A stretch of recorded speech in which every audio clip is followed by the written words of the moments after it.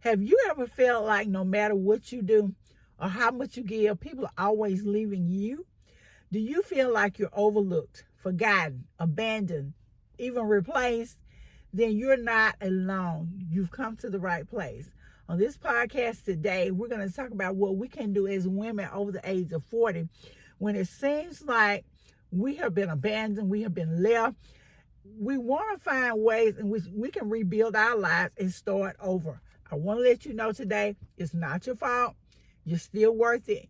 You are somebody. You can and you will overcome this situation.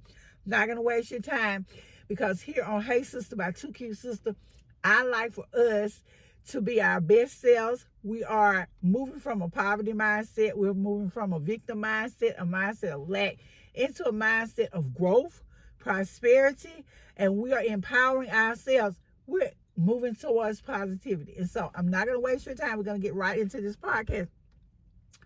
There's something about turning 40. There's something about that number, the magic number 40, the magic number 50, definitely the magic number 50 and 60, that makes you feel like a big chunk of your life is over. That whatever you're going to do, whatever you're going to accomplish, you have to go ahead and do it then. Because by the time you're 40, you may have experienced several broken relationships.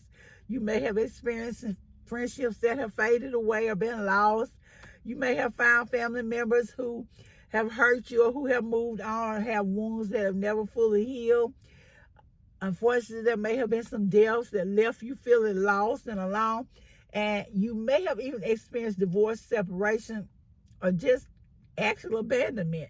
When we're 40, and instead of these experiences feeling like patterns, we can begin to think that we are the cause of whatever. We are to blame, that we are the cause, that something is wrong with you. I can remember feeling that way at one point in my life when certain things were going on. Relationship after relationship was falling apart.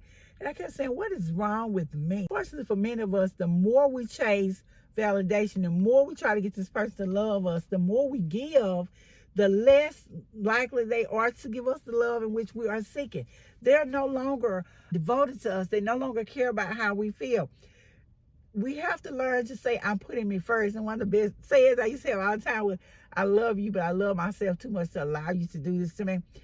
We have to rebuild our sense of self-worth, our sense of our values. We need to start talking kindly to ourselves and begin to love us. Spend some quality time getting to know who you are and what you want out of life and what you want out of relationship.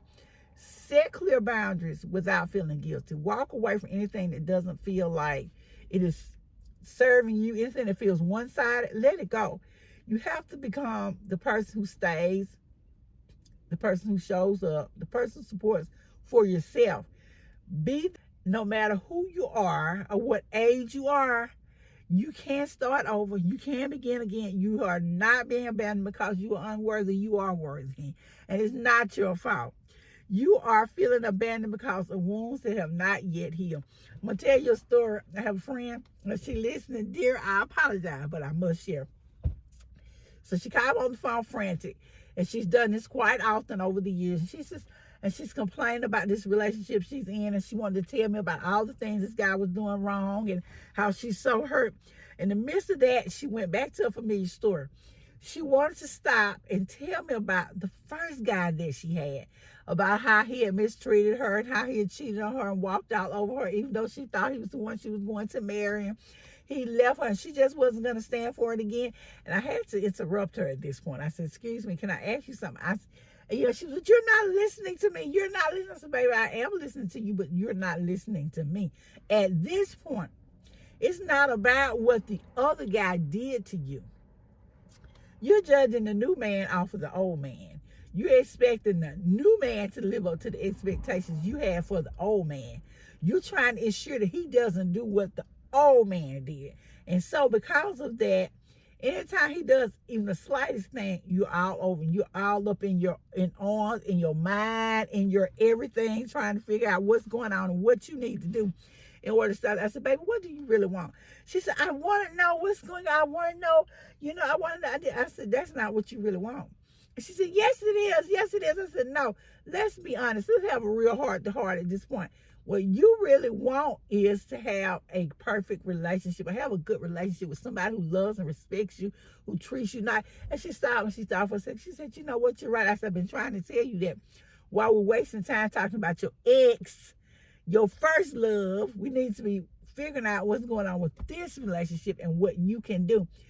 I said all that to bring you back to this point. This young lady has had an experience where she was abandoned as a child by one of her parents. One of her parents left her. And so because of that, she has projected that onto every relationship she's had. She projected that onto the first relationship. She's projected that plus what happened in the first relationship onto the second relationship, onto this new relationship. She's taken all of her baggage with her. And so it is imperative that we heal from those wounds, from that baggage, that we understand, first of all, where our feelings are coming from. Before we can overcome abandonment, just like with her, we have to understand, we have to know where it's coming from. What is causing us to feel like somebody has left us, they're going to leave us? Because often the root cause is something that happened in our childhood. Maybe, like I said, with her, a parent left you. Maybe they were emotionally unavailable. Maybe they physically hurt you. Or maybe they emotionally neglected you. You had early relationship with love felt inconsistent, where they cheated on you or wandered off or did all these other things. So we are lashing out at the new people. We don't know how to love or allow ourselves to heal from those past traumas. Every time a little thing happens, like I said with this lady, whether they text us later, they call later, they come in a little later, something happens, and we feel like we're being left behind. If they're not talking to us, they're being silent while we're fussing, and some of us do, we feel like, it makes us feel like we don't matter. Because he's not responding to me. I'm talking and he's not saying anything. He's not saying anything. He's being quiet.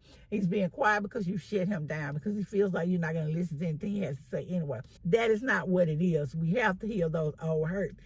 What you're doing is fussing at him. What you're doing is accusing him. You're making him feel like nothing. What he has decided to do is not respond to you. That's the old strategy. He's not going to feed the beast, so he's being quiet. But my philosophy is I'm scared of quiet people. But we have to stop personalizing every loss. We have to stop making everything about us. We have to let go of that past hurt and that past trauma. People leave us, when they do leave, they leave because of their own limitations. There is something on the inside of them that hasn't quite clicked in yet. People walk away when they're not aligned. Not because you're not enough, not because you're not good enough, but because they're not aligned with your goals, with the direction in which you're moving. I have a lady, and I hope she doesn't kill me. I really want her to watch this video, this podcast with me. But I don't want her to kill me, but I'm going to have to share this. I know a young lady whose husband left after 50 years of marriage. Can you imagine your spouse up and leaving you after 50 years of marriage? Beautiful woman, beautiful personality, but she feels like that there is something that she did, or something may be wrong with her, because she likes being in relationships.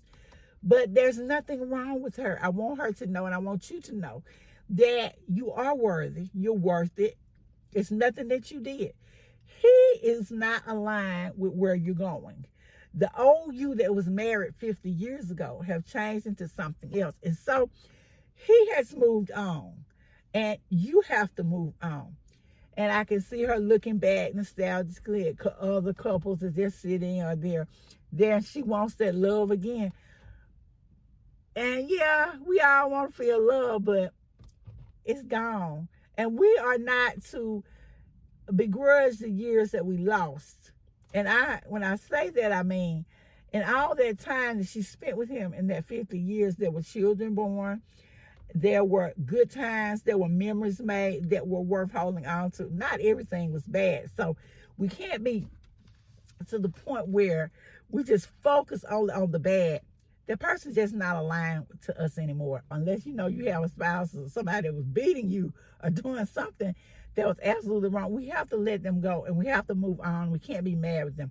But we have to just break the cycle of seeking validation, break the cycle of feeling like someone else has to make us feel like we are worthy, because we are worthy. After years of feeling rejected, it may be easy to start seeking validation everywhere. We overgive in relationships. We become people pleasers. We stay too long when we're not valued, and we all can be guilty of this. We have to walk away from relationships that are no longer serving us. In my other podcast episode, when I talked about doing spring cleaning, we have this podcast grow into the community in which it needs to be. So you can help us do that. You can help this podcast become what we need it to become by giving this podcast episode a like, a thumbs up, and by subscribing. That way I can continue to bring you more tips, hacks, and strategies on forming a growth mindset, a prosperity mindset, and on an abundance mindset. Here we're shaking off that poverty mentality, that victim mentality, and we're becoming the men and women that we need to be. And as we begin to love ourselves, we begin to prioritize ourselves. We begin to stay for ourselves, show up for ourselves, and do all the things that we need in order for us to be good people. We need to allow ourselves, though, to grieve. There's no shame in grieving. There's no shame in feeling the loss, the hurt, of the feeling the pain of not having received the love that we deserve. You can't grieve the relationship that's no longer there. You can grieve the life that you thought you had, the life that you lost. You can grieve the things that you no longer have, because it is painful. You know, I think sometimes we as women, especially women over 40, women of a certain ethnicity, we feel like we always have to be strong. We always have to put on this act. We always have to, I don't care if he did leave. I don't care if he did walk away. Well, we do care. So we have to be honest with ourselves and allow ourselves to grieve. Allow ourselves to heal. It's only after we grieve that we can begin to heal from the whole process and start over again.